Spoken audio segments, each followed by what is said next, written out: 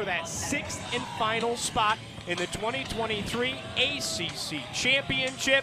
5 spots have already been clinched. There's one more on the table. Both these teams want a piece of the postseason action. Who will get there? Miami will start with it here on a little bit of a windy, but a gorgeous Sunday afternoon in Blacksburg. And Gio, it'll be interesting to see if teams play the ball on the ground today. A lot of wind, like you said, temperatures a little bit chillier. Smart to play the ball on the ground, not go so much in the air, especially with no really way of knowing where the ball's going to go. How about those jerseys for Virginia Tech decked out in the pink for breast cancer awareness? Miami on the road wearing the whites with the green bottoms. Virginia Tech to throw it in. I know Vurenin. Now back towards midfield, move the Hokies.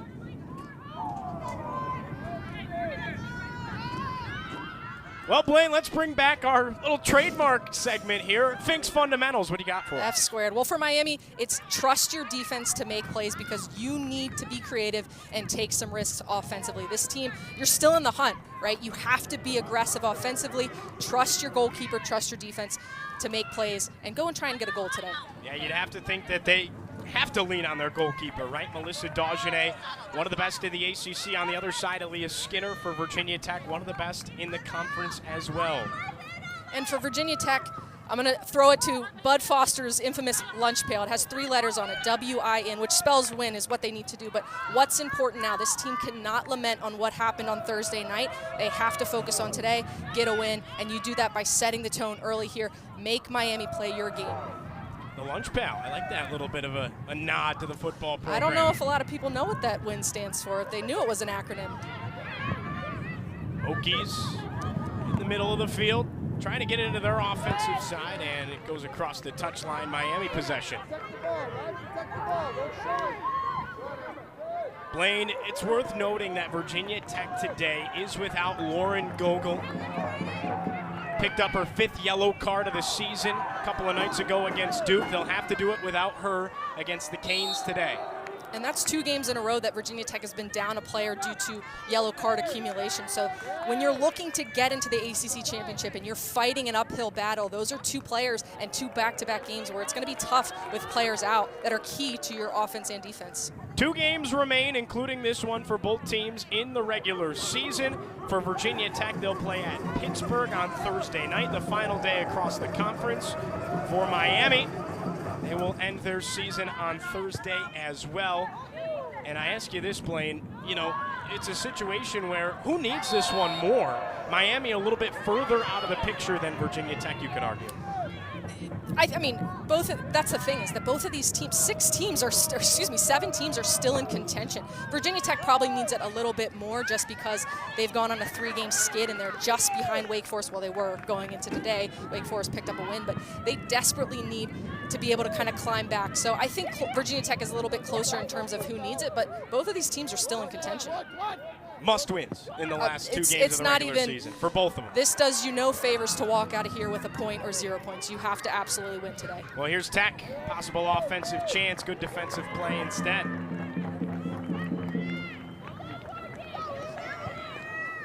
Somebody else Virginia Tech could look to lean on today. She's one of them, no doubt about it. Natalie Mitchell leads the team in scoring.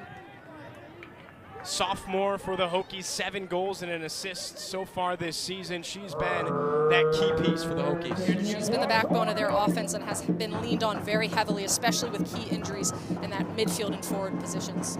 Corner kick for the Hokies, their 83rd of the year. And it's gobbled up by Dagenet.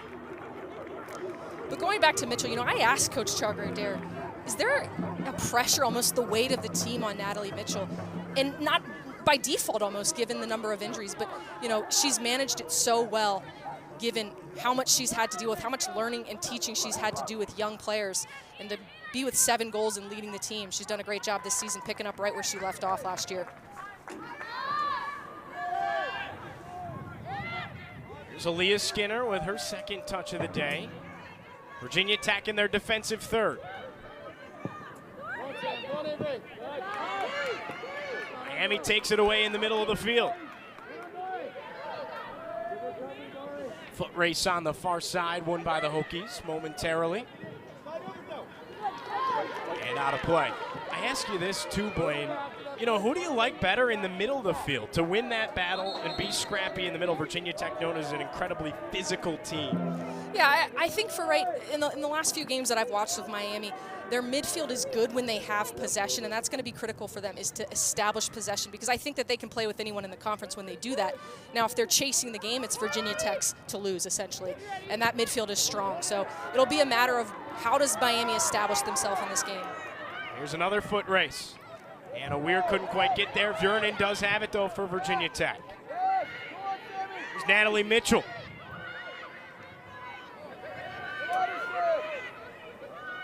Hokies looking to attack. And a solid defensive play to shut the door for Miami. Well, the head coach for Miami, Sarah Barnes. 6th season at the helm. Spent time at George Washington, got the job 7 years ago.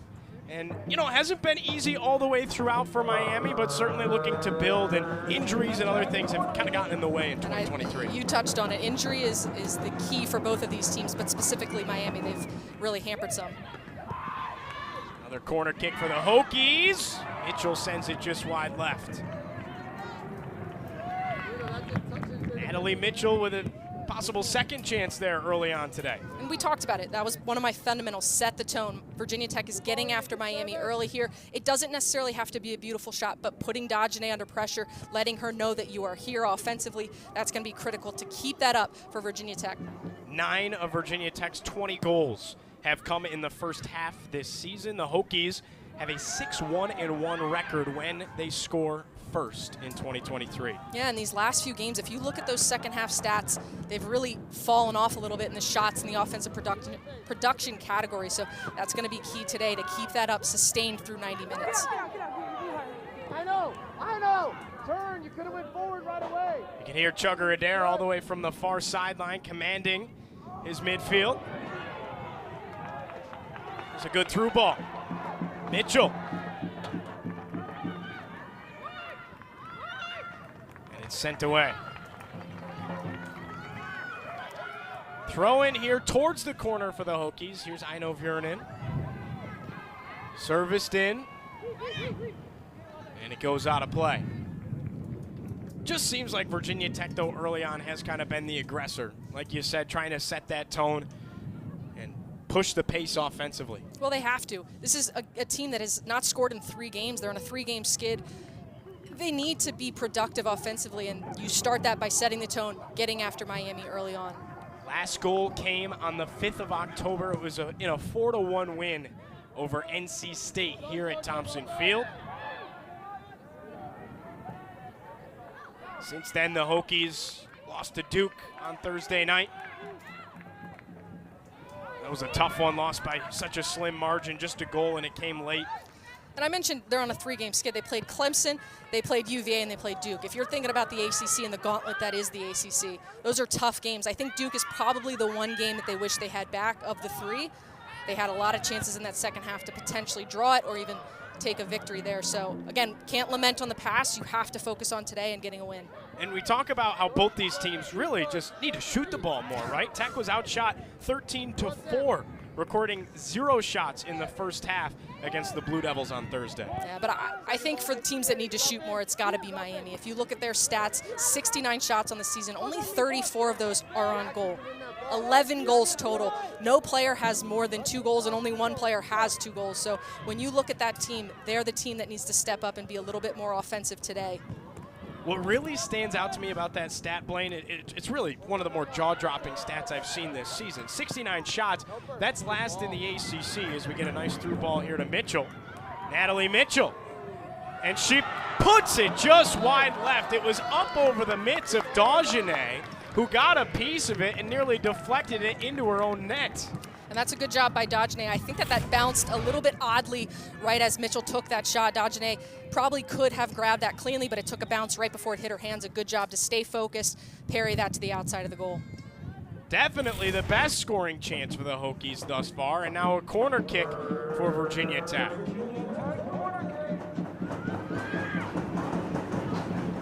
Mitchell sends it in, and it deflects off the side of the net.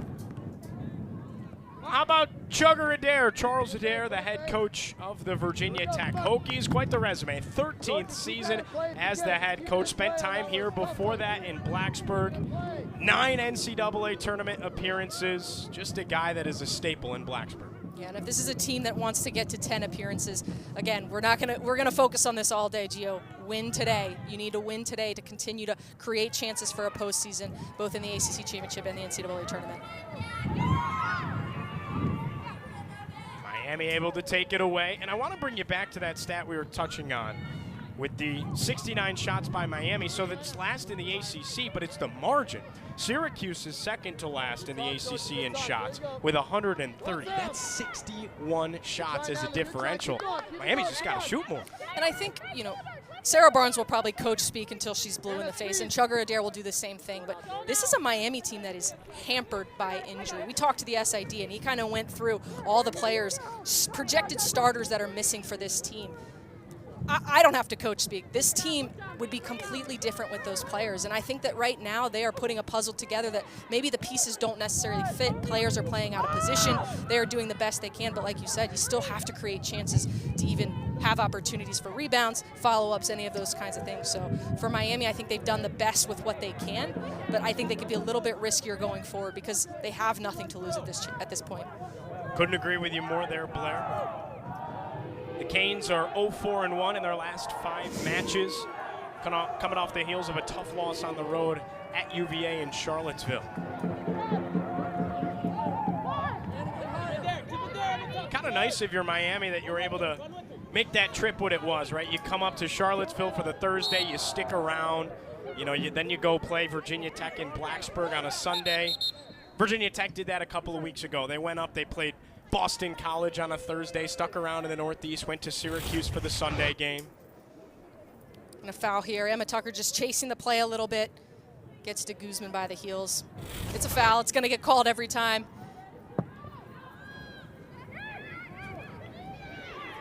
See if Virginia Tech can generate any kind of offense. Big play in open space. Nice through ball. Weir giving chase. Here's a cross in front, and it's deflected away. Second chance, you bet! Mitchell does it for the Hokies, her 8th of the season, 1-0 Virginia Tech.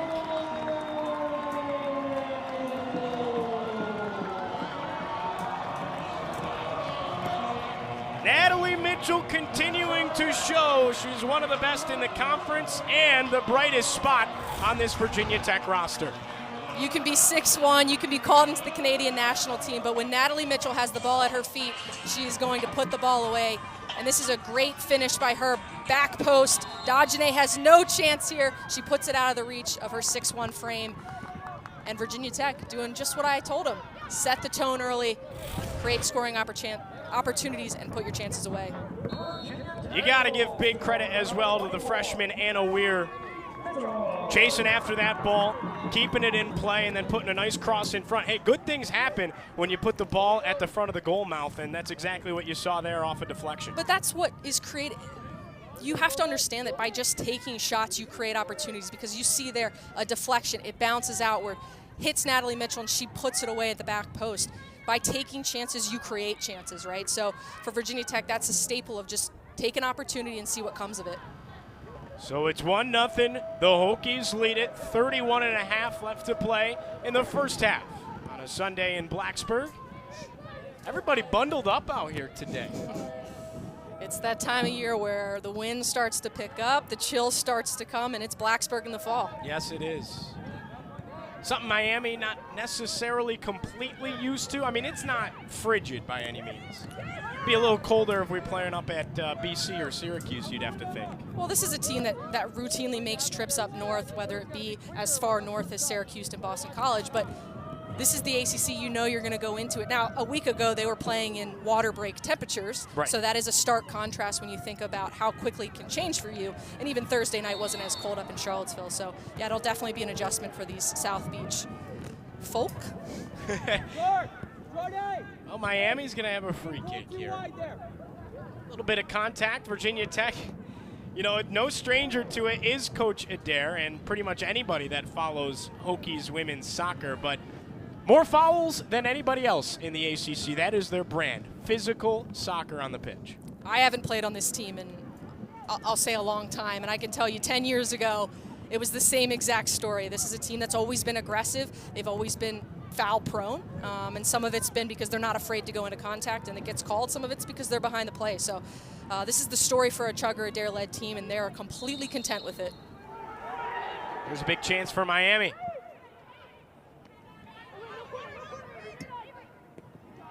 And it's sent away. Good job by Virginia Tech defensively. Miami will have a throw-in. Yeah, Tech has the most fouls in the ACC with 193. That's the most in the conference by 38 fouls, Blaine. Like I said, they're content with it. They're a physical team. They're fine with fouling. Obviously, now you're kind of seeing what the downsides of it are, that you have two players back-to-back games who are on yellow card accumulations and have to sit out. So that's the downside of being overly physical and aggressive. But that's how they impose themselves on the game, and they're totally okay with it. Virginia Tech looking to possess offensively here. Aaliyah Skinner with another touch. Miami, you know, pressing just a little bit more here than they were right off the bat. Your thoughts on the possible strategy change here, Blaine? Well, this is a team that can't really go down a goal. If they go down a goal, they're literally picking themselves out of a hole. But this isn't a team that shoots the ball enough or is aggressive enough on offense to climb out of that hole. So they have to be that way right now because they need to get a goal to even this thing up. Double team comes, the big help, sends it away. We'll see who they award this possession to, and it will be Virginia Tech. This is where Miami can squeeze the space a little bit. Push those 5 defenders up, make Virginia Tech turn it over like he did there. Miami still hanging on to the rock. Taking it towards the middle of the field. Down the left touchline. And right towards a pink jersey once again. And I think that's a moment there for senior Emma Tucker where she can take it herself. No need to slip it through. The space is opening up in the middle. Take it on the dribble. See what you can create off of the dribble.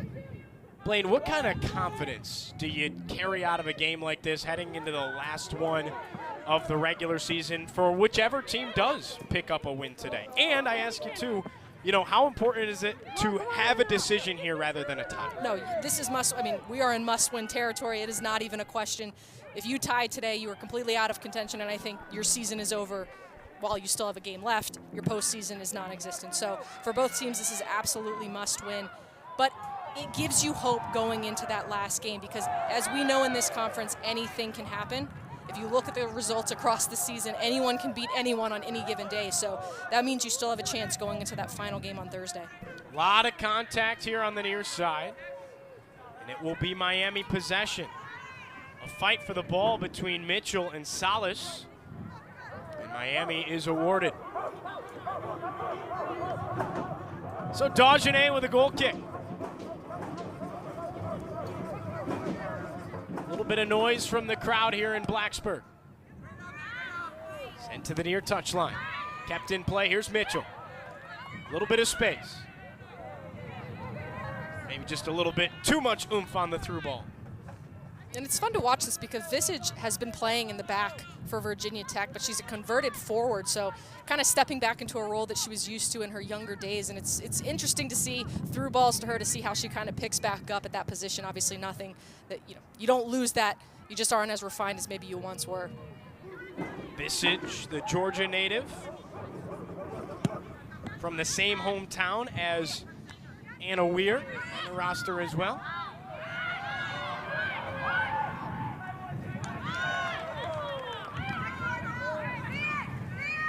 Bjornen tosses it in. Nobody's home. Tech able to keep the possession alive.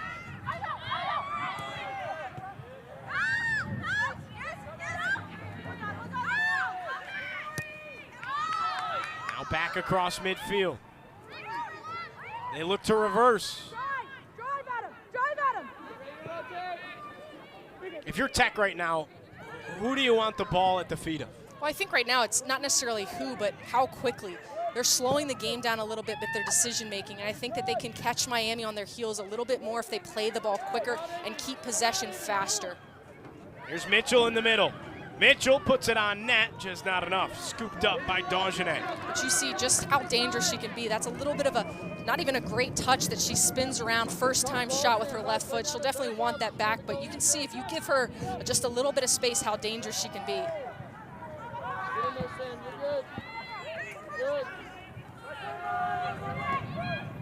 Miami just looking to get it to the middle of the field, now maybe trying to generate some offense. Tech's able to keep it in play. Really sharp play on the near sideline by Mason Nelson.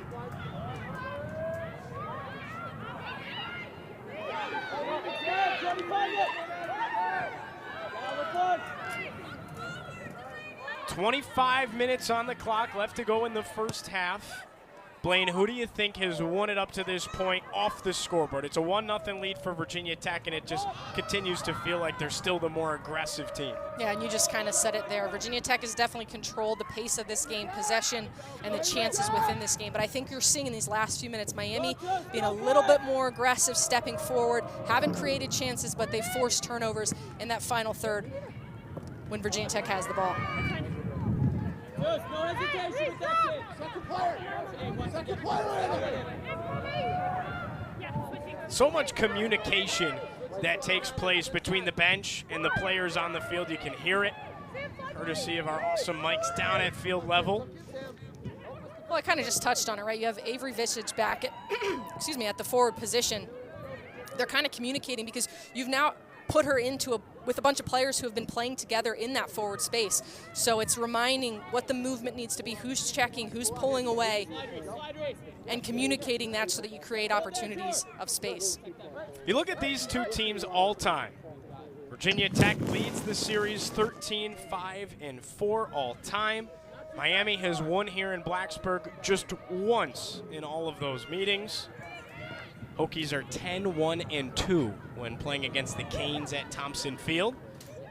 First meeting all the way back in 2001. It was a 1-1 tie between Miami and Tech right here in Blacksburg. Hokies as well dominating the series as of late. They've won 4 of the last 5 playing. Yeah, but that fifth one, yes, you want to point out because Virginia Tech beats UNC last year, goes down to Coral Gables, and as Chugger Adair said, laid an egg. 3-1 loss on the road, and that kind of derailed them a little bit as they were looking to make a push there at the end of the season. It was a 3-1 win for the Hurricanes down in Coral Gables a season ago. And as we mentioned, Miami only 1 win in Blacksburg, came back in 2003. It was the 3rd time the teams had ever met. Hokies with 4 of the last 5 in their back pocket, looking for 5 of the last 6 today. They hold a 1-0 lead. How about this? Back in 2020 when these two teams played, the Hokies won it 8-2. You really don't know what you're going to get in this conference. You have no idea what each day brings for you. But I think another important statistics within that kind of series history and maybe on a larger ACC scale is Miami hasn't won on the road this year. No. They have not won on the road. So this is another opportunity for them to do something they haven't done this season. And for Virginia Tech, it's to win at home. Virginia Tech. Excuse me, haven't won a conference game on the road. I apologize. That needs to be clarified. Tech controlling in the middle of the field, just kind of carving it up with their passes in the middle. There's Viernan at the top.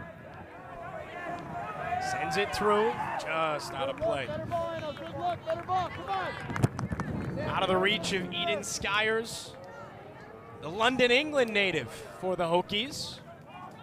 Not a ton of international players on the Virginia Tech roster, but she is certainly one of them that is a huge presence in this club. When we talk about injury, they had an injury at the outside back position. They go and pick her up. She's a center back that gets converted to an outside back, shows up pretty much on picture day and says, here, I'm ready to play. And I mean, she gets thrown in. I think the first few games of the season, it was probably a moment of getting your feet wet, especially in a little bit of a faster paced game, but she's done a great job for Virginia Tech and has been key on that left outside back position. Skyers to toss it in.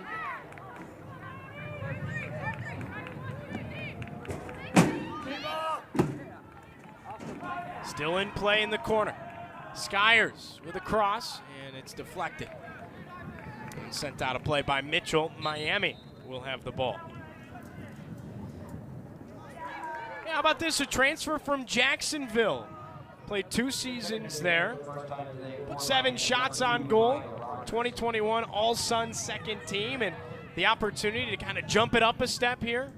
Playing such a major conference like the ACC, and you and I both know how absolutely exhilarating and how much of a gauntlet the ACC can be. And like I said, she stepped in, pretty much showed up right at the first day of preseason because of how late they picked her up in the cycle.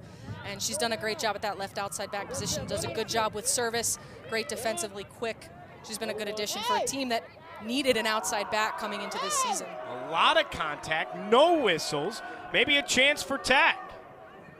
Sent through and saved by Dagenet. She's been busy early. Yeah, that deflection kind of took the pace off of that ball right there because I think it would have been whipping in a little bit more, but good job by Dagenet to see that deflection go out, make a save, not allow that to drop in the 6-yard box. All right, it's windy. How much is a wind going to play a factor on a ball if you're kicking from anywhere at that spot or further out? If you are a smart soccer playing team, the ball will be on the ground today, at least the majority of the game. Obviously, you're going to, ping some balls forward, but you saw her there not even take a punt, puts the ball on the ground to kind of play out of the back. But you don't know how much this wind's going to pick up and how it can impact the movement of the ball. Here comes Miami. Canes looking to make something happen. Look at the defense by Skyers.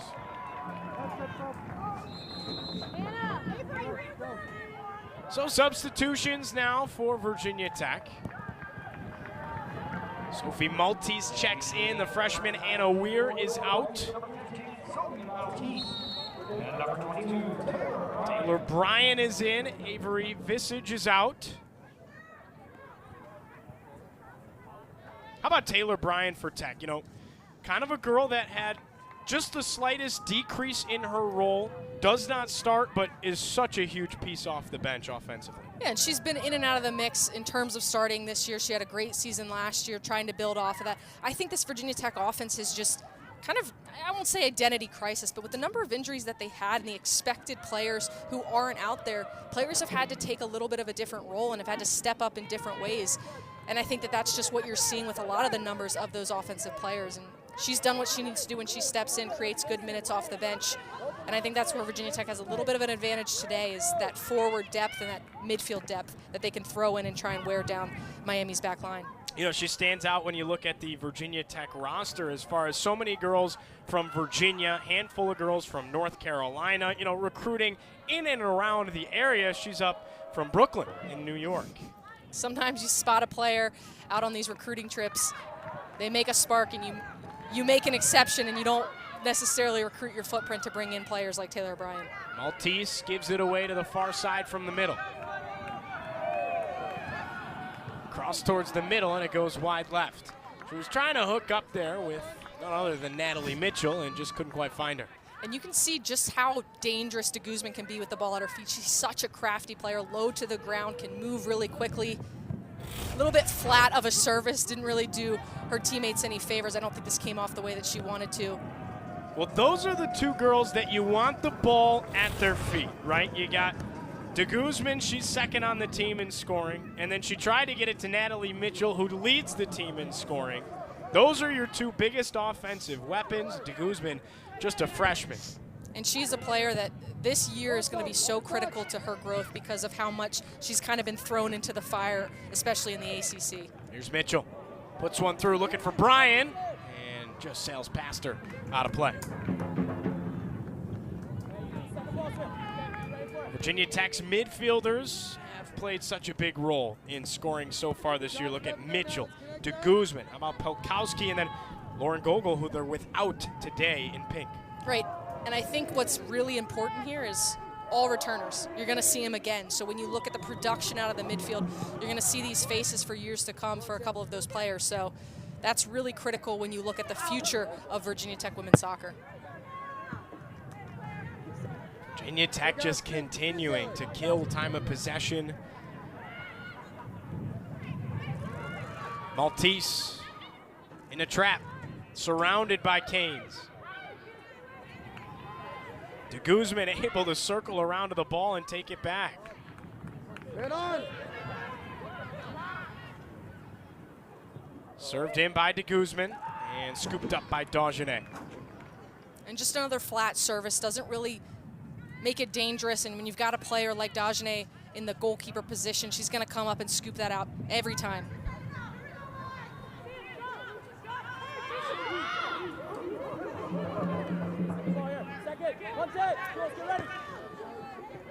Well, we got a little bit of a possible record watch for you here. Dagenet in the top 5 in career saves, soccer history at the University of Miami. 3 more, and she would become 3rd most in program history. She currently sits at 4th. So something to kind of keep an eye on as the game progresses, and early on she's been busy in net. And she's just been a key piece for this Miami defense, not only this year, but in the years that she's competed for this program. Notable call up to the national team at the end of October. And talking to the SID, said she didn't really expect it. Hasn't really been in the mix with the youth national teams. Kind of came out of nowhere, but says a lot about this Miami program and a lot about Melissa Dagenet. You know, it seems like in any sport, it really does mean something special to represent your nation. But in soccer, of all sports, it seems to mean just that much more.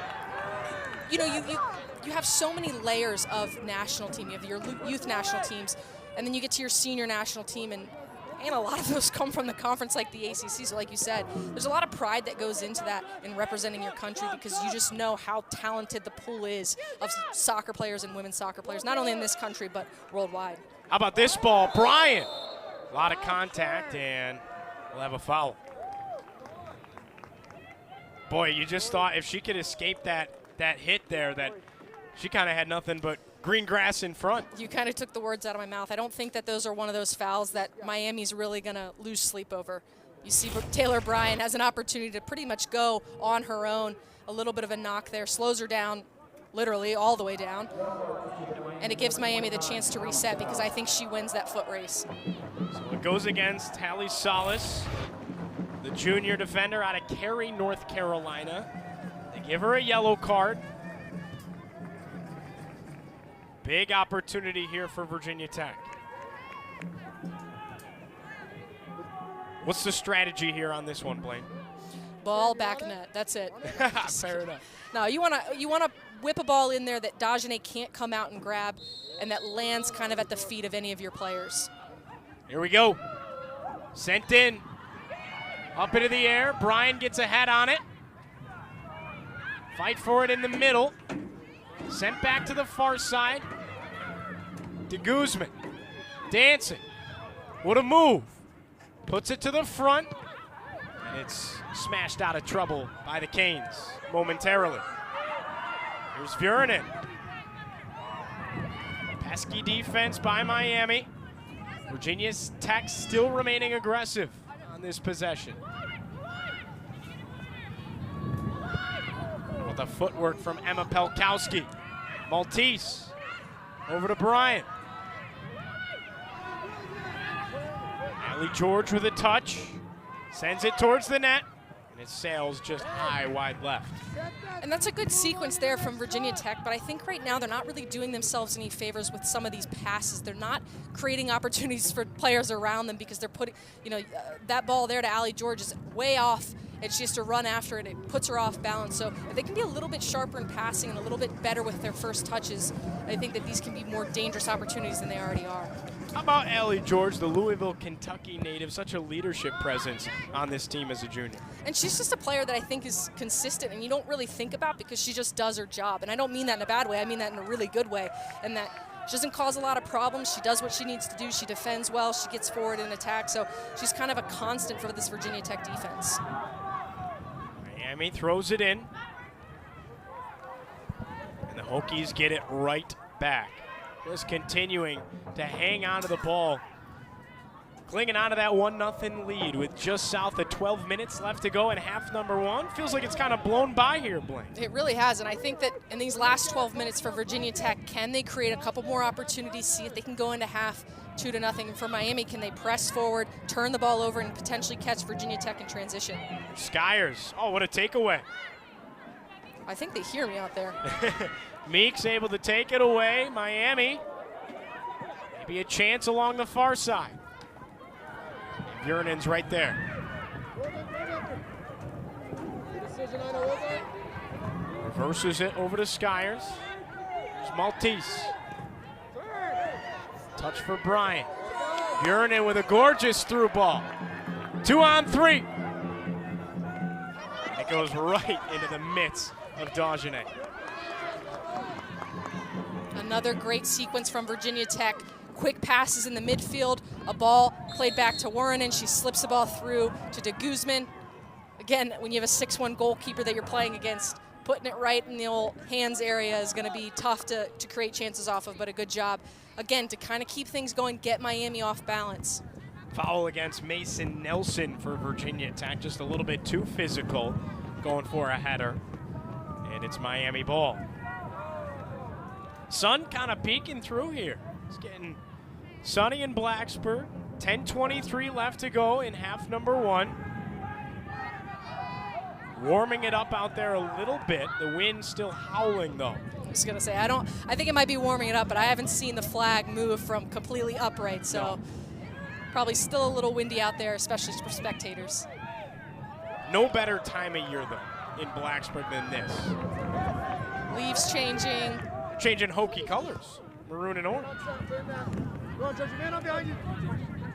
But that last sequence there for Miami, an instance where I think if they play it a little bit faster, they can create chances, but they're just dancing around with the ball at their feet a little bit too much when they do have it. Here's Mitchell. Back over to Mitchell. Mitchell with a through ball. Maltese can't get there. And Dagenet able to gobble it up.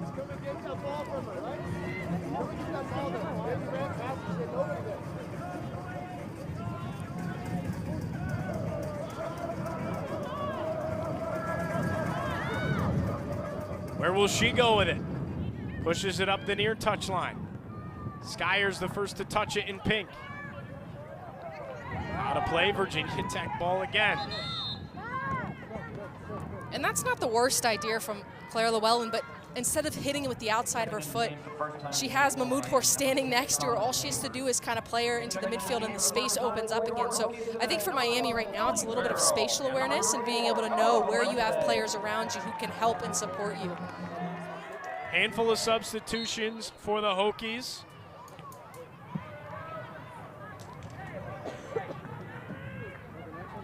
Opportunity to get some rest for some of the studs like de Guzman, who has not been off the field yet in the first half of action. No, and it's warranted. She's done a great job of creating opportunities for Virginia Tech, going one-on-one versus defenders, whipping balls in. She's done a good job to kind of get the offense started here. The conditioning of these athletes is unbelievable. To be able to go almost the entirety of the first half and then gear up and get ready for another set of it in the second is just incredible. When you look at both of these teams and the minutes played, especially by these defensive players and the midfield players, I mean, it's upwards of 90 a game consistently. And when you're at this phase of the season, I can't speak to it. I played goalkeeper. I did a lot of kind of static movement. But I think that these players are in prime condition at this part of the season, and this is where you want to be peaking as you head into the postseason. Eden Skyers to toss it in. Right at about midfield for the Hokies. So Vurinen checks out for the first time as well. D'Amelio enters in her place. Elkowski gives it up to the far side. 1-0, Tech leads it, looking for more. Just up and over the net. Another big play in between the pipes for Dagenet. We highlight these players for a reason because of how much they can impact their team. Dagenet, a huge save there. I think that's one if she doesn't get a hand on. That's back at another far post goal. A great individual effort here by Ella Valente. Kind of a Schross. Yeah. Not sure if it's a shot or a cross, but she does a great job there. And Dagenet gets her hand on that, parries it over the bar, keeps Miami in a closer game. A Schross, I like that. That's what they are. Here's a corner kick. Sent to the middle. Stuck in the mud in the middle. Now a service in off the top of the post. So close to notching the second goal of the game was Emma Pelkowski. That was not a Schross. That was a shot. An absolute ESPN top 10 play if that goes in from Emma Pelkowski. Tees it up, looping ball to the back post.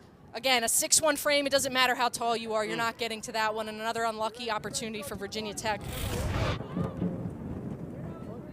You know, Blaine, the last time you and I did a game together, it was Tech men's, and we had a SportsCenter top 10. We were just inches away from having another one there.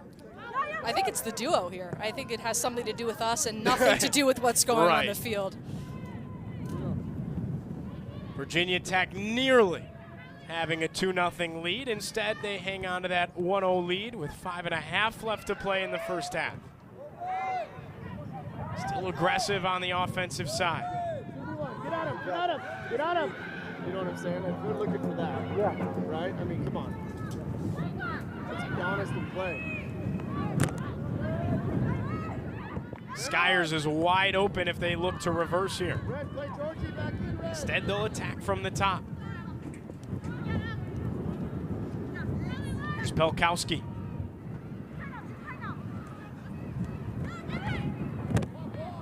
Tried to get it to Skyers. Out of play it goes. Miami ball. And this is where it gets a little bit difficult when you're playing a team that has 5 in the back.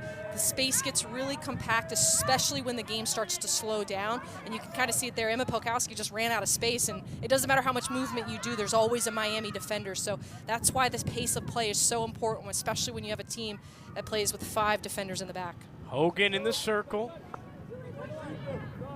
Come on, Emma, where you at? There's a move from Hogan. She gets tripped up. No whistles. Here comes Miami the other way.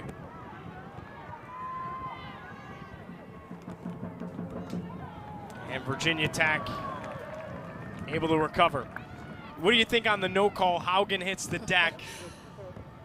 I'm actually more shocked that the Virginia Tech bench didn't get as irate as I thought they would, because I thought that was a missed call, but a good job there from Sonia Neighbors. She tries to go 1v1. I think if she plays that off a little bit quicker for Miami, they could be a little bit more dangerous there, but the ball got away from her the longer that she was on the ball. Can Miami make some magic happen? This one of their longer possessions, believe it or not, of the first half. They got 3:39 and counting, and we'll stay down here. Cerna to toss it in. Here's Meeks. Trying to split a double. Such a nice play by Skyers and the Hokies. Taylor Bryan gets tripped up. And it'll still be Virginia Tech ball. A yellow card has been assessed. Oh! That's why I was pointing to you. That's her second yellow, and that means she's off. And I was wondering if that was coming and if the ref knew that she had just gotten her second yellow. But that's an instance for Miami where, yes, Taylor Bryan is going on her own, but you've got 2 defenders supporting you. You don't have to foul there. You don't have to take her out that aggressively if you do, because that's a clear yellow when you take her out and she goes airborne. So Salas is out for Miami as we take another look. A lot of contact after her second yellow card in just the first half. So they're without one of their best defenders, and then Tech's without one of their best in Gogol. Well, the issue now for Miami is you're playing a man down. You've got 10 players on the field, and you're down a goal, and you're not really producing offensively. So this just makes the climb even more uphill for them. Not necessarily to keep points in the ACC, but just in this game. Here's Tech maybe with a chance. Woman up opportunity. Sent through and out of play. A reminder that the winner keeps their hopes alive to fight for that 6th spot in the 2023 ACC Championship. 5 spots have been clinched. 1 remains in an absolute dogfight to get that 6th and final spot. You'd have to think Wake Forest is the front runners to do so right now. In a way, they kind of control their own destiny. But Virginia Tech very much so in the conversation. Miami a little bit behind them, but still got a shot. They can pull off a win today and then going on next week as well. This is going to be a fun week in women's soccer, especially in the ACC, because I think that there's going to be either it's going to be really boring and Wake Forest is going to do what it needs to do to pick up that 6th spot, or it's going to be complete anarchy and we're going to see a 6th spot claimed by someone that was unexpected. So it'll be enjoyable in this next week. Foot still on the gas here for Tech with just over a minute and a half left in half number 1. Skyers. There's Taylor Bryan.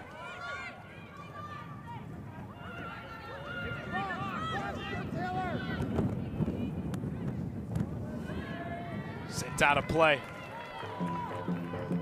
Ella Valente on that far side. Let's go, let's go. Trying to make something happen. Get one before half. Here we go, Eden. Corner kick coming for the Hokies. You hear Chugger Adair saying, hey, let's get one more before the half. Just over a minute left. Virginia Tech with a 1-0 lead. They've been busy in the corner so far today. Eden Skyers to play it in. It's up in the air.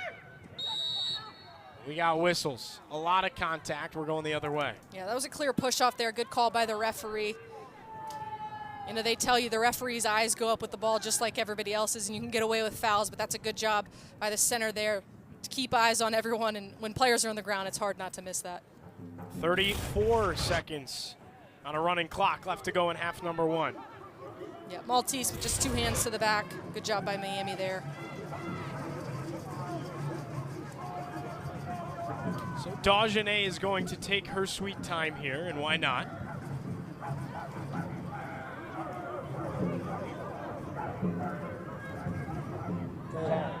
Down to 10 seconds in half number 1. Ball put back in play. 1 half in the books. Virginia Tech with a 1-0 lead on top of Miami. That's a tough one that they're going to have to climb over in this last 45. Winner stays alive with a chance to get that 6th spot in the ACC Championship. Miami and Virginia Tech. It's a 1-0 Hokie lead as we enter the second half of play in Blacksburg. Miami right out of the gate looking to make something out of a possession. Just like we've said all afternoon up to this point, Virginia Tech is there to take it away almost instantaneously. And that's what they've done all day. They've set the tone. They haven't let Miami get comfortable. And now you're playing a player up, so go ahead and keep doing that in this last 45. We continue to drive home the importance of no tie today, right? This is a must-win for both Miami and Virginia Tech. Matter of fact, the rest of the season is a must-win with one more game coming up on Thursday for both squads as well. And in talking to Chugger Adair, I asked, does the communication, does the verbiage you use around your team, do you say things like must-win? Do you emphasize how important these games are? And he said, no, we have. We've had those conversations. It's must-win. We've really highlighted how important not only these last 3 games have been, but how important these next 2 have been in terms of, one, getting a chance at the ACC Championship, and then potentially doing enough damage there to potentially boost your RPI and try and get into the NCAA tournament. So what do you do if you're Miami here to kind of change up your strategy a little bit? Clearly it didn't work in the first half. Well, I think, like I said, you really don't have anything to lose. Change your formation a little bit, push more players forward, put a couple numbers in the midfield, do what you're doing right now, get after Virginia Tech on the dribble. They've just got to be a little bit more creative, both individually and as a group. Just like that, a yellow card very, very early on here in half number 2.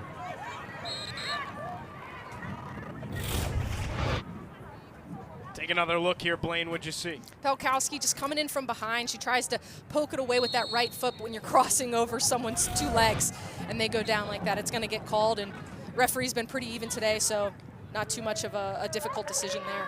Ends up in the midst of Skinner, Aaliyah Skinner. We featured her in our broadcast open. Really, she hasn't had to do too much today. She's had a comfortable Sunday. I was going to say, I don't know if I've actually seen her hands on the ball yet. But again, for Miami, a team who's down a player, who hasn't had any shots in this game, that's a great way to open the second half to kind of make sure, hey, Skinner, you're awake back there, and make sure that she's engaged in this game. Wonder if she's back there watching any football with the amount of time she's had in the cage. Miami, though, looking to make that a different story in half number 2. Green grass with the ball out in open field. Miami's going to hang on to it.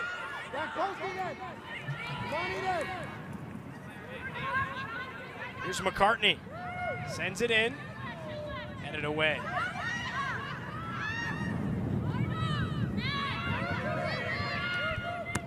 Wheeler with it for the Canes. Dumps it down to Felton. Felton with a cross. Up into the air. And Virginia Tech able to take it away. In 48 odd minutes, that's the first time we've seen Miami really try and be creative on the ball, doing something in the offensive third. And you can see that they can create chances if they go forward and they are willing to do it. But when you sit back in that 5-back formation and you don't push forward, it's hard to be creative offensively. So a well-done job there for Miami and that midfield and forward group to try and create an opportunity. I'd have to say that was probably Miami's best possession up to this point. But that's the thing about Miami, is that they can do it when they have the ball at their feet. It's just the willingness to go and be creative as a group and to have some individual brilliance on the ball. Here's Weir in the middle. Up the touchline, nice ball. Here comes Tech. To Guzman. Back over to Weir.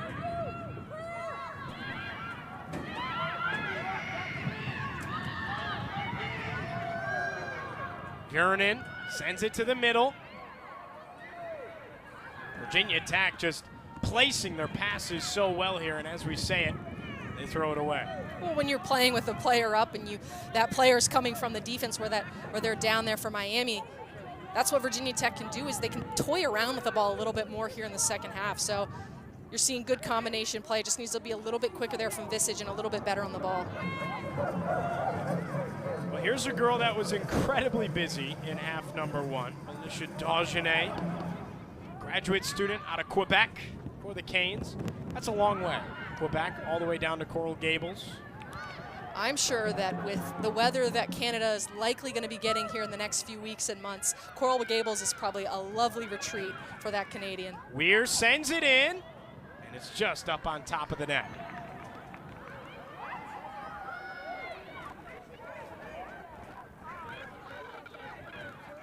Miami with 10 on the field. Take another look here as Anna Weir, the freshman, tried to make something happen from the corner. And you could kind of hear on the field some questions of what, but I don't think Dagenet got a hand on that one. I think that hit the post and just almost looked a little bit ill-timed if you're viewing it and thinking that maybe she got a touch on it. Headed by Viernan. Skyers on the far side for the Hokies.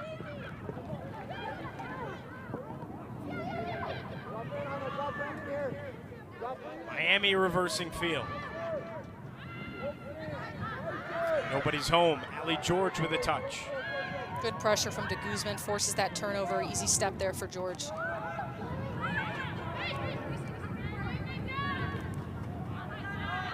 It's one thing Miami's doing a little bit better of here in the second half, not necessarily letting Tech just take it across midfield.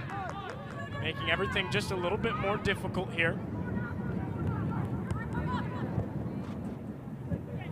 Here's Weir along the touchline. De Guzman. What a ball in. Weir just gets tripped up, no whistles.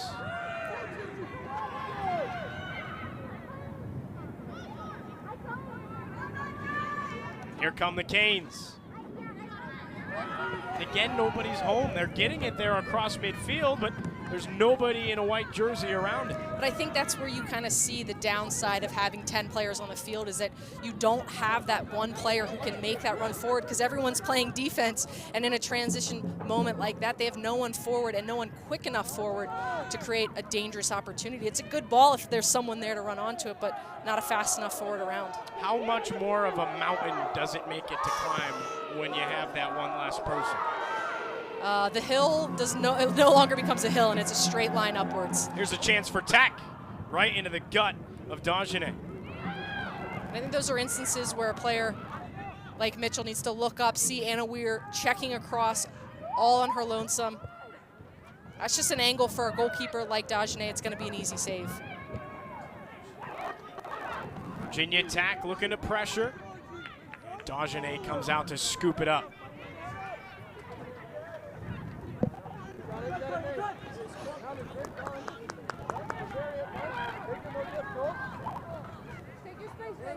Little more urgency, come on. 37.5 left to go in half number 2. Virginia Tech is yet to really force an offensive chance. He had that one ball by Weir. I think right now they're doing a little bit, kind of what they were doing at portions of the first half, was just toying with the ball a little bit too much, not playing quick enough. When they make the decision to go and they do play quick, that's when they're more dangerous. But when they're a little bit slow with the ball at their feet is when things just kind of get stagnant for them. How about this ball to Weir? Weir dancing with it. Weir puts it on net. And a diving save by the girl that's been so dominant all day long between the pipes, besides the one she let by her, Melissa Dagenet. I don't think that's a bad chance from Weir. You're sitting at the top of the 18. Probably not the most strong shot there, but Dagenet moving into that third spot in career saves. Congratulations to her, and much deserved. She's done a great job for this Canes defense in her career. Yeah, we had her on record watch going into today as this one clanks off the pipe. Emma Tucker had her best chance for a Cane all day long. Couldn't cash in. And the senior Emma Tucker, we highlighted her when we did lineups earlier because she's one of those players that starts in the outside back position but moves forward and really can play. She's kind of a dog all over the field, can play really anywhere, and that's one of those opportunities that haunts you in your sleep because that's an easy slotted ball to the near post, and this game's all tied up, and you're down a player, and you need that desperately. That's one of those that you can look back on and say that was a difference maker in the game. McCartney crosses it in front, punched up into the air, and headed to de Guzman on the near touchline. That is solid defense by Virginia Tech. But when you look back at that Emma Tucker chance, that's not only a moment for Miami that's potentially a game changer, but it's a moment for Virginia Tech where you're going, what are we doing, right? You're up a player, you have a player who ends up wide open, standing in front of goal with the ball at her feet. That's just a defensive lapse. So those are the kind of moments that are the difference between finding your way into that 6th spot in the ACC championship or sitting at home watching it, right? So these are the little moments for Virginia Tech that have to be a little bit sharper.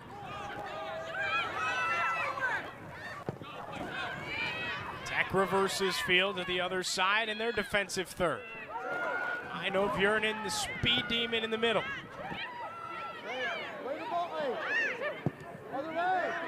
Here's Weir at the top, engineering the offense. Puts one through for de Guzman. Cross towards the net, and it's gobbled up again by Dagenet.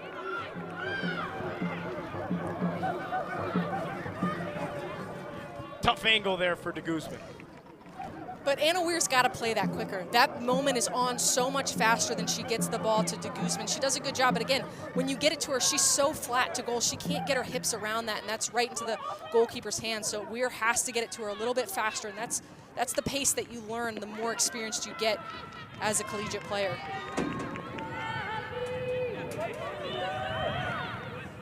Well, they're both freshmen, so one of those that you just think, how good can they be by the time they're out of here?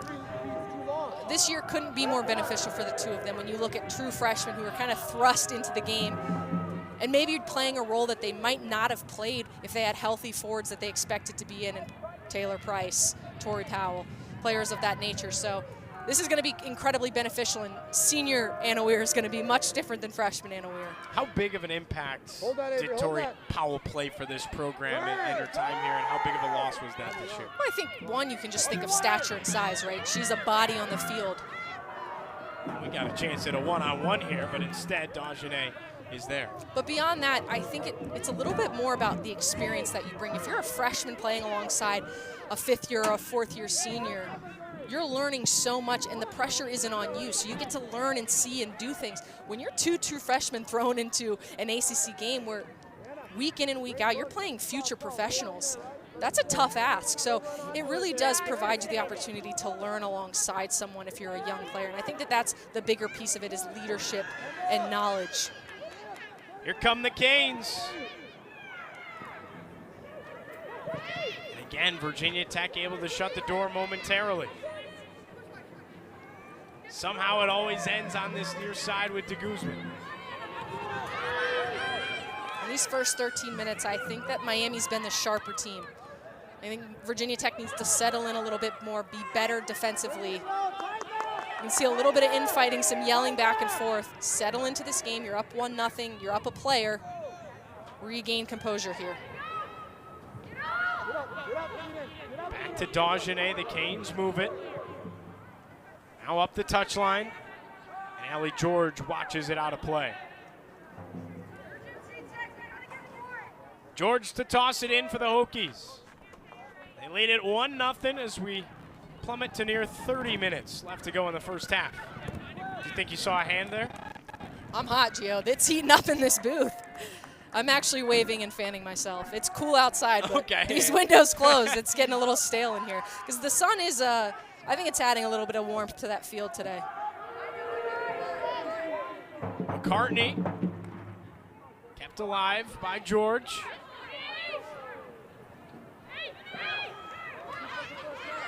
Miami doing such a better job of maintaining possession here in half number 2. And the starters are all in for Tech. But this is what I watch as, you know, in seeing this opportunity to play out. But you have to imagine if Miami plays like this in the first half when they have 11 players, how much different is this game? You're down a goal and you're down a player, and now you're pushing forward. And now you're creating chances. So it makes you wonder what that first half could have looked like if they were a little bit more aggressive from the start. The Canes will finish the 2023 regular season on Thursday at home against Wake Forest. This is something that really stood out to me when you look at the schedule for Miami. It was not easy. 5 of their last 6 games, including this one today in Blacksburg, all on the road for Miami. I mean, that's wild to me when you look at the schedule. When you think about the ACC, and like we said, week in and week out, you're playing some future professionals, and then you say, hey, go play at their place, sleep in a hotel and travel. Yeah, it makes it so much harder to win. De Guzman sails it wide left. Miami started ACC play with 3 straight home games in conference competition. After that, like we just mentioned, 5 of the last 6 on the road. They return home for 1 more against Wake on Thursday. And Wake's that team that looks like they might be in the driver's seat for that 6th spot. If Wake can go down to Coral Gables, take care of business, solidify that 6th spot, which they should. So if you're the Hokies, you're a big fan of the Demon Deacons on Thursday. You have to be. No, if you're the Hokies, you're a big fan of the Miami Hurricanes. Or that's stands, yes. Yeah, no, if this stands and Virginia Tech can get a win, you want everyone ahead of you. You want Wake Forest to go down. You want UVA to go down. You want Duke to go down because those are all head-to-heads that you have lost. So desperately need Wake Forest to not do well on Thursday and anyone who's ahead of you to also not do well. Yes, pardon me. That is what I meant by that. It's all good. It's all good. No, but for Virginia Tech, it's take care of business today. Take care of business on Thursday. They have a test on Thursday, by the way. They're playing Pittsburgh, which is not an easy ask. Ranked 18th in the country. And that's a Pittsburgh team that has done some damage in the ACC when you look around the scores. So they've been really consistent in the last few years. It's tough to play against them. It's on the road. Up in the 4-1-2, the Hokies will go. Weir puts it in front. Jernin gets a slight foot on it. They reverse it over to Skyers. Right back to Skyers. What's she got? Sends it towards the net. Weir gets a knee on it, and there to scoop it up is Dagenet. I think those are opportunities for Virginia Tech where Eden Skyers, while it's a great service, again, Miami's playing with 5 in the back. That space is really clogged, and when you look at the numbers here, it's all white uniforms. Can Skyers take it 1v1, draw defenders out to defend her, and that creates more space for her attacking players to maybe get on the end of the ball. Jernin. Now Virginia Tech in their defensive third, looking to get it across midfield once again.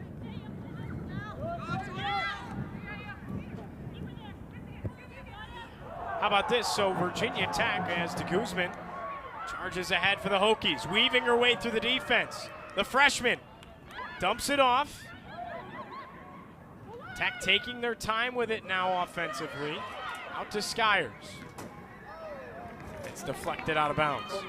So Virginia Tech, in contrast to Miami, who's played 5 of the last 6 games on the road, the Hokies, 4 of the last 5, have been home here at Thompson Field. But I think the key part of that is results, right? Dropped a couple of games at home, and that's what Virginia Tech is known for, is defending their home turf in Thompson Field. So I think that's where they've got to be a little bit better, is these home stands when you have opportunities to pick up ACC wins. Natalie Mitchell from the corner for the Hokies. They lead it 1-0, looking for more. It goes right to the white jerseys.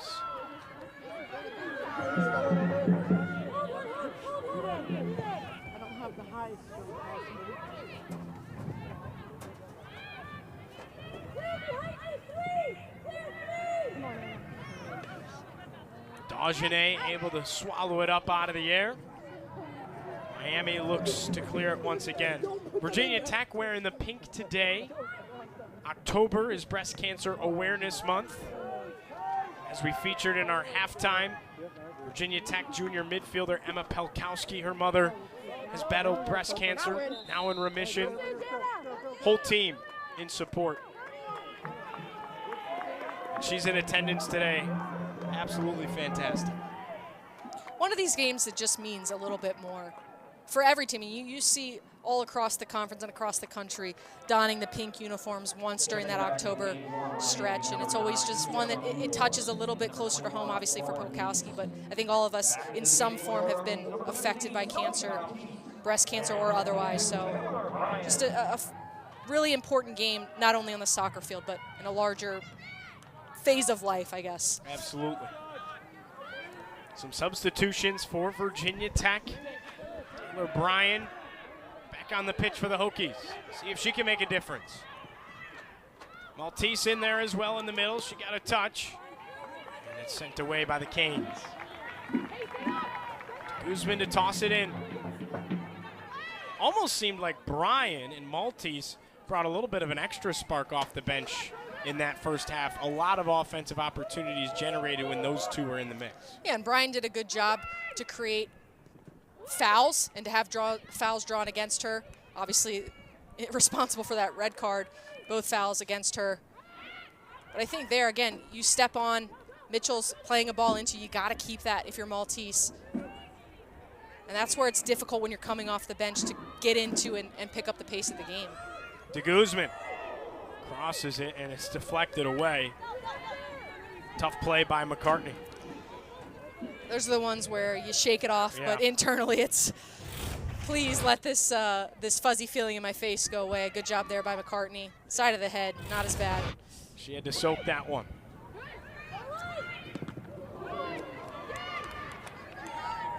Here's Skyers from the far side for the Hokies. Looking to create space in front. Maltese tried to look for Bryan, and instead, Dagenet is there. And I think right now Miami, what they're doing really well is when that ball is crossed in, whether it's on the ground or in the air, they're closing the space really quickly.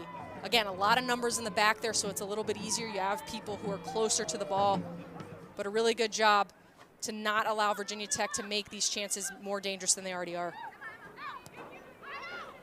Bjornen serves it back to the defensive third.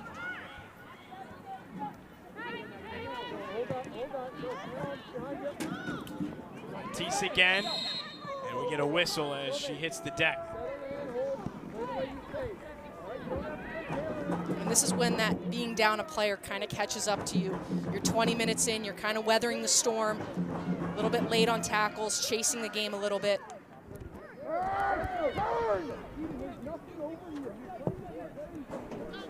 23.5 left to go here in the first half in Blacksburg. Neither team has hit the scoreboard since Virginia Tech did it early on. It was Natalie Mitchell, a second chance. Can Miami find the equalizer? A must-win for both teams if they want a chance at that 6th spot. 2023 ACC Championship. What are your thoughts on the contrast of, on the men's side, everybody plays in postseason play in the ACC tournament. On the women's side, just the top 6 get an opportunity. Yeah, and I think when you look at the way that the NCAA tournament typically goes, the ACC, you're getting more bids than just those top 6. So it's one of those instances where your RPI is so high given the conference level that it's a couple of games where you can rest. It's not the worst thing. You typically have 8 or 9 ACC teams that make it into the tournament year in and year out. So if you're not in that top 6, you still have a really good chance if you're kind of on the outside of that little window. So I'm indifferent on it. Obviously, if you're one of these teams, you'd love for it to be a little bit larger, maybe 8 teams, but not too bad. Now, if you're on the outside looking in on the ACC tournament, but you feel good on your odds for the NCAA tournament, you know, maybe there's a thought process of, hey, like, let's not beat each other up more than we have to. We could really use the rest. That's not the case here today. If you're Miami and if you're Virginia Tech, really, when you look at the RPI and everything like that, you got to win soccer games, and you need to play in that tournament now. The ACC championship helps you with, one, at best, you get an automatic bid to the NCAA tournament because you win the whole thing. Taylor Bryan to Maltese, and they got another. Bryan to Maltese, the Hokies with their second goal of the day. It's 2-0. Tech leads it.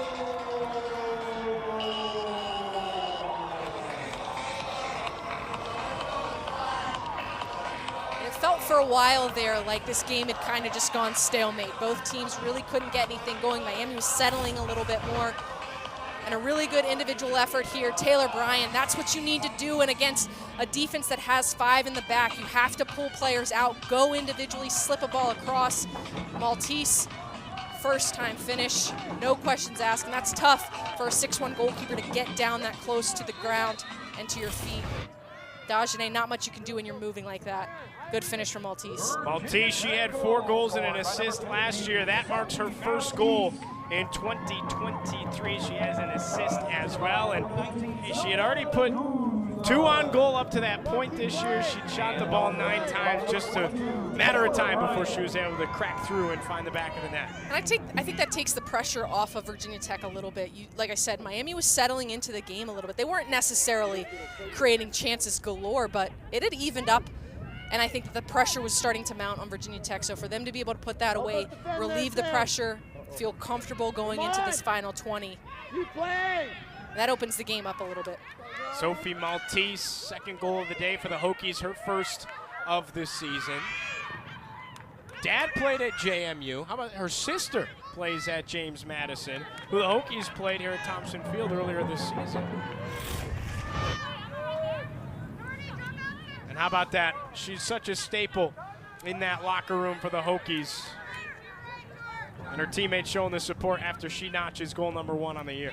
If you watch the end of that Duke game, she left the field in tears, a little bit frustrated. And so to be able to kind of open it up, whether it's the second to last game of the season or not, to be able to put one away, I won't say close the door, 2-0 is a dangerous scoreline, but really opens the game up a little bit for Virginia Tech. Yeah, you gotta like the Hokies' chances a little bit here with 20 minutes left to go. Miami certainly needs to find a little bit of momentum here. Foot on the gas for both teams still, though. Just under 20 minutes left to play in Blacksburg. Huge Sunday slate across the ACC. Thursday it gets even bigger, as everybody looks to finish strong in the regular season. Maltese gives it up for de Guzman. There's Bryan in the middle.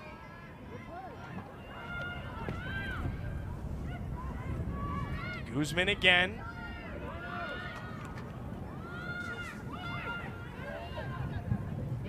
Natalie Mitchell towards the middle. A lot of contact. And a foul against Aino Viernen. Obviously trying to do the right thing there and get to the ball, but unfortunately takes out a Miami defender in her quest to do so.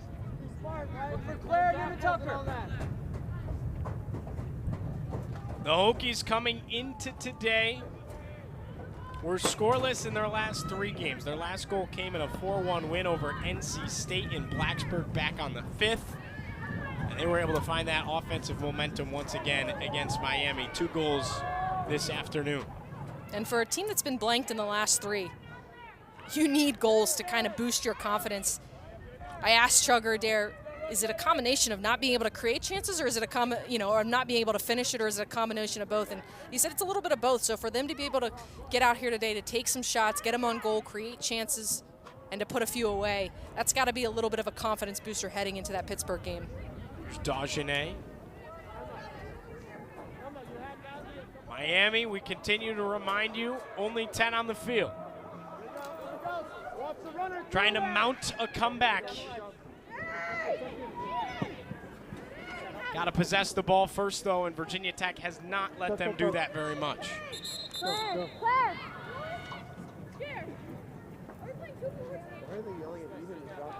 So if Virginia Tech does win this game, Blaine, and they appear to be in the driver's seat, you got Pitt coming up on the road on Thursday night. It's a must-win, no doubt about it. What do the Panthers bring to the table? And, Virginia Tech going to have to continue to keep their foot on the gas. They're just good. They're a program that has really been, I think, a slow climb, especially in these last few years. Made a coaching change a couple of years ago, and they've done just a really good job to disrupt everyone that they play against. So expect physicality, expect it to probably be a little cold.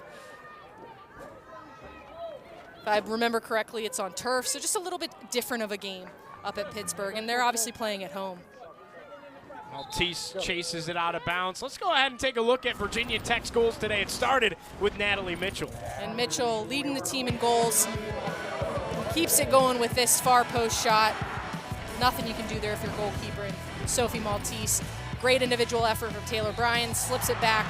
And that's a one-time finish right under Dagenet. Gives them the 2-0 lead. Yeah. They call it the one-timer in hockey, and she had it served up on a tee. What a play by Taylor Bryan to get it to her. And there's a lot of practices for these teams where you'll drive end line, slip a ball across. It's so hard to defend it, and as a goalkeeper, it's even harder to defend because the ball is moving so close to you and so low to your body. So those are just kind of textbook plays there for Virginia Tech, especially that second goal, to drive end line, slip it back across on the ground. Very hard to defend. How about the contrast there? You have a little bit of everything. You got your leading goal scorer in Natalie Mitchell with her 8th of the season. And then, of course, you have Sophie Maltese with her 1st. And you just can't give Natalie Mitchell an opportunity that close to the goal, right? She's going to put it away. And, again, it doesn't matter how big, tall, strong you are as a goalkeeper. A shot like that is not getting saved. Emma Tucker banged up here for the Hurricanes. She being assisted there in front of her own bench on the far touchline. Somewhat of an odd foul. It kind of ended after, happened after the play ended. Be interested to see a replay on this just to see what ended up happening, if maybe someone got caught in her laces.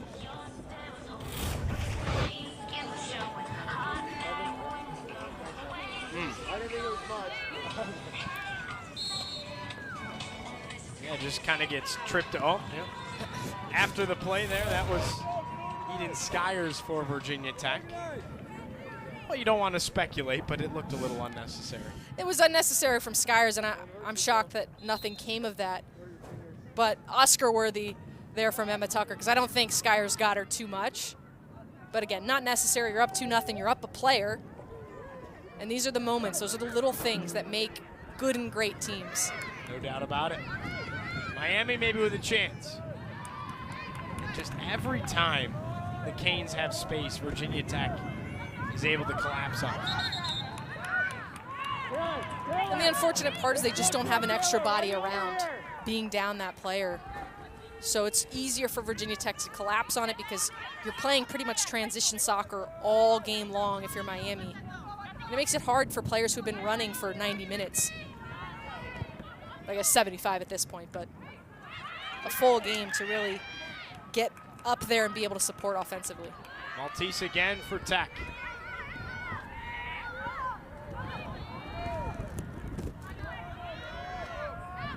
Urinan dumps it back behind midfield.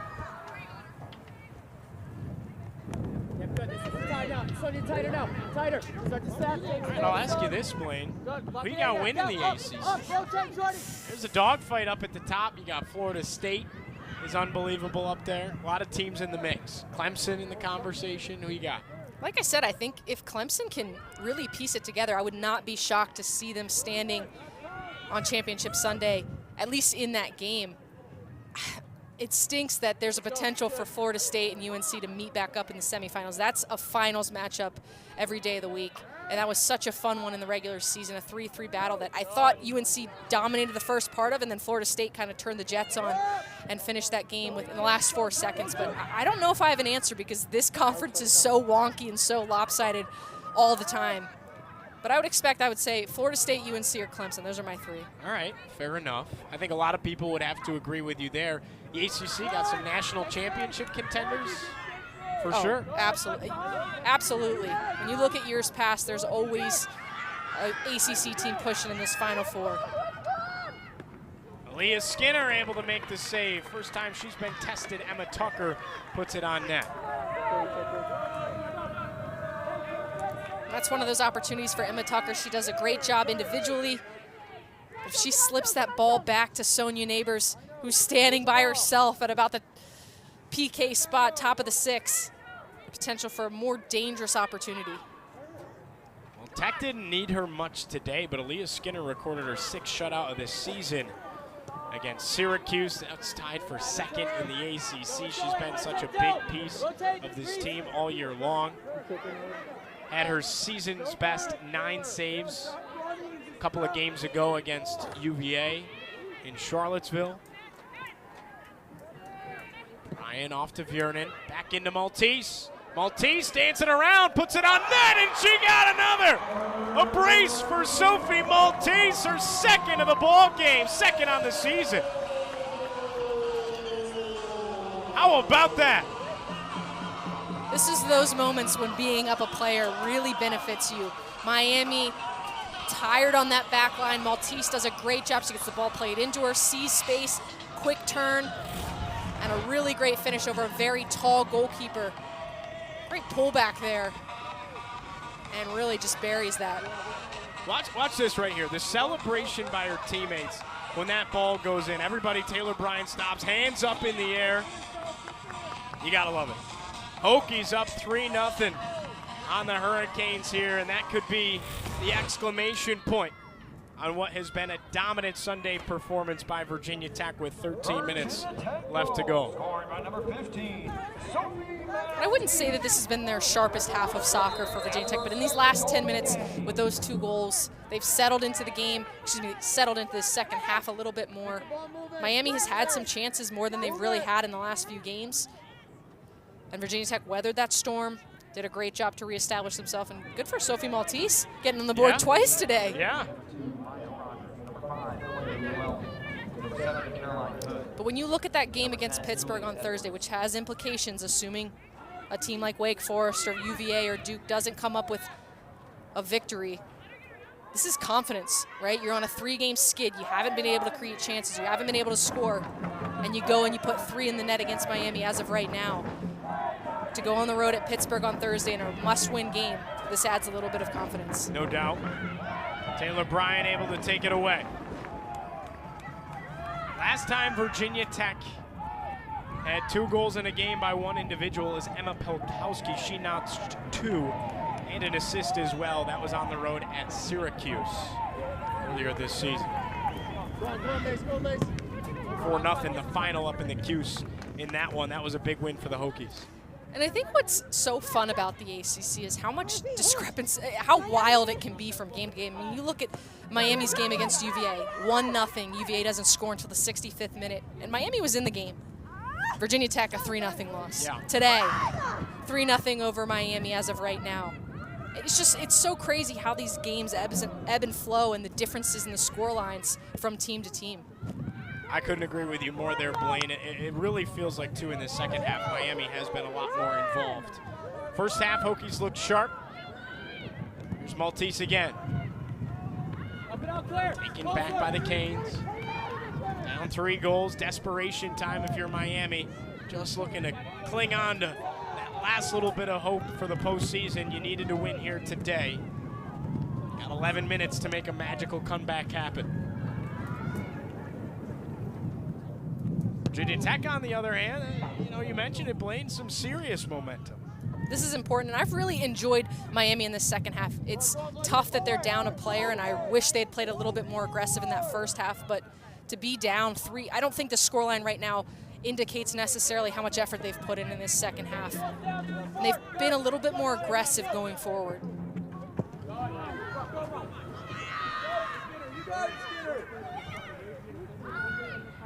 Miami has scored just 2 goals in the last 5 games heading into today. They are scoreless this afternoon against the Hokies. And we're getting offsides. And that NC State game for Miami, they controlled possession. If we look at that first half specifically, they toyed with the ball around NC State, but they got to the break and had 0 shots. That's a pretty wild statistic when you think about how much they controlled the game and then to not have a shot on goal. So not a shot at all, really. So it just kind of shows what they can do, but how much they've struggled offensively. How about this high-scoring affair? Last time they scored was against Notre Dame on the road, and that was in South Bend, 7-2 the final score. You know, Miami still scored 2. You got to like your chances when you can put 2 in the back of the net. Can't give up 7. That Clemson game and that Notre Dame game were kind of anomalies when you look across the board at Miami's scores. I mean, 1-0 loss at UNC, not terrible, right? No. 2-0 Florida State, that's not a terrible loss. 1-0 Virginia, you're in the game. So I think if this is a team that can get healthy, get some players back offensively, they've got a core group in the back. A lot to look forward to if you're Miami. You just need to be healthy. Dagenet in net has played in every game except she missed the FIU game early on in the season. 79% on the save percentage heading into today. Now the 3rd most saves in a career in Miami program history after a plethora this afternoon in Blacksburg. And again, moves into 3rd all-time for Miami in career saves. Congratulations to her. Huge piece of this Miami program and will be sorely missed next year as she moves on. But congrats again to the call-up to the national team. Full national team, October window. They've got 2 games against Brazil. Who knows if she'll get playing time, but being in that mix with the national team and players of that caliber will only help her get better. No doubt about it. Maltese with a move in the middle. Oh, what a through ball over to Taylor Bryant. Bryant, shifty with it. Just lost touch. Taylor Bryant, such a workhorse in the middle for Virginia Tech at the forward spot. Crafty player. If you look at last year, those 2 goals against UVA, critical. And this year, again, we've talked about kind of starting off the bench. She's had a little bit of a different role this year and has had to acclimate to that, but she's done a great job creating offensive opportunities. Riley McCarthy checks into the ball game. Her senior day celebration here in Blacksburg. That's how they do it in this program. They honor 2 seniors each game throughout conference play, and today McCarthy's chance, and she gets into the ball game as well with a comfortable lead. Skyers. There's Maltese. Viernan. Diving stop once again by Dagenet. She just continues to be the busiest person on the field. We highlight these players for a reason at the start, and I think Dagenet was probably the one of the 2 goalkeepers who we highlighted who was going to be a little bit more busy, and I think she's done everything she can do for this Miami team today. 3 great finishes from Virginia Tech, nothing she could really do about them, and she's kept them in this game as much as she can. Valente gets tied up. And Miami is awarded the possession. Let's take a look at the big day for Sophie Maltese. She's got 2. First career brace. First one comes on a great ball from Taylor Bryant, slipped across, finishes it first time, and this is all individual. Pulls it back, looping ball over a 6-1 Dagenet. And a great day for Maltese. Came into today with no goals. Leaves today with 2. First career brace for Sophie Maltese. Doesn't get much better than that. And of note, Dagenet subbing out. Skylar Klein moves into the goalkeeper position for this last 6 odd minutes for Miami. She is likely the future for Miami, and this defensive group, so good to get her a couple of minutes to wrap up this road stretch.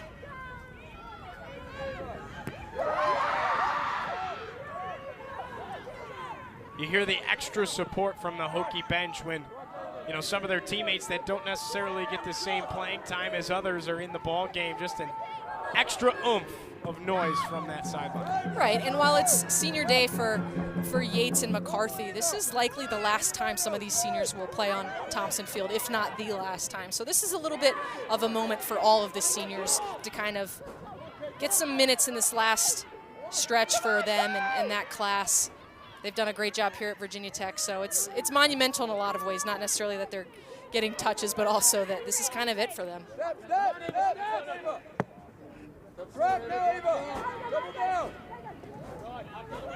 Just under 5 minutes left to go here in the second half. It's been all Hokies all day long, a 3-0 lead for Virginia Tech. 2 of those goals coming in half number 2. Knew they needed to close the door, did just that.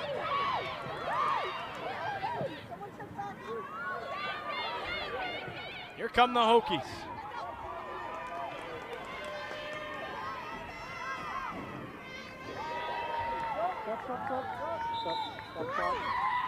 Will be thrown in here by Riley McCarthy on her senior day. Aiden Yates in the ball game for Tech. More substitutions happening as Allie Lewis checks in for Haugen. And again, just this is it for these seniors, right? This is kind of the send-off, so a couple of minutes to play together for probably the last time on Thompson Field. Sent to the middle. Yates got a chance. Pushes it just wide right. All smiles for the Hokies in pink.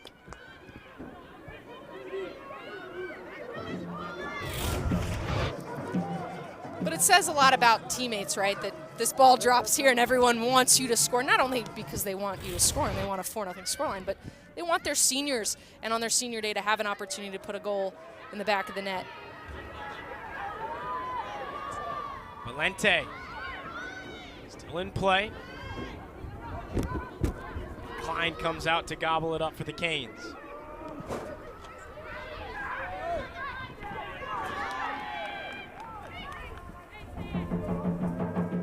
Three minutes left to go in Blacksburg.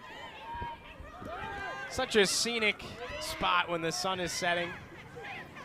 Got McComas Hall right behind it. Good crowd on hand. Nothing better.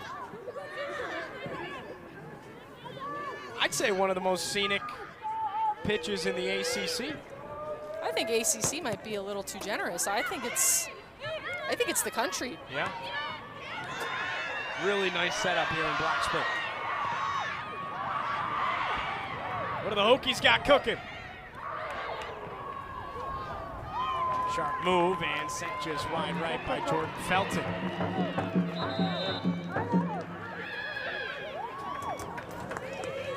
So more substitutions taking place for Virginia Tech.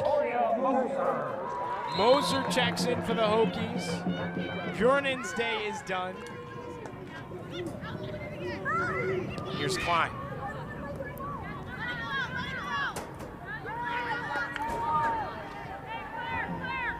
Riley McCarthy to throw it in for Virginia Tech. Hokies back in action on Thursday against Pitt on the road. 7 p.m. on the ACC Network Extra. And then it's Miami and Wake Forest on Thursday night as well down in Coral Gables. And while a loss today effectively keeps Miami out of the ACC championship, it doesn't necessarily mean that they can't still be the spoilers of the fun in that game against against Wake Forest. Miami and Wake Forest, a 6 p.m. start time in Coral Gables. And they will make a lot of friends if they can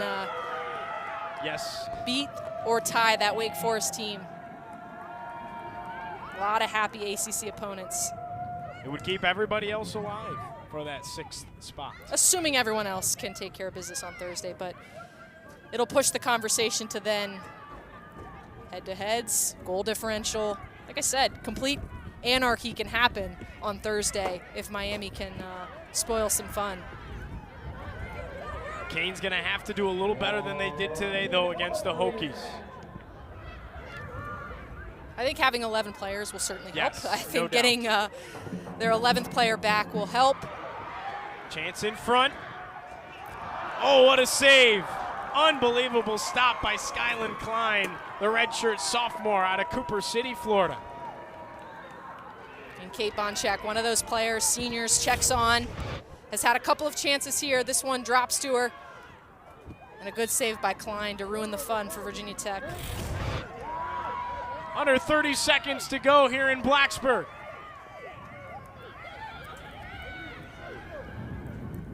Virginia Tech on the verge of a massive ACC win. Yates pushes it wide right.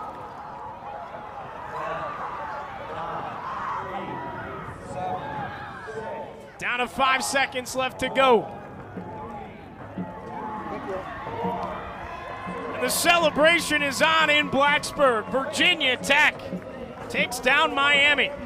3-0, the final score in their final home game at Thompson Field of the 2023 regular season. We talked about it in the open, how important this game was for both teams. Now for Virginia Tech, it's to go to Pittsburgh and take care of business. You did what you needed to do today to stay as one of those teams who could battle for that 6th spot.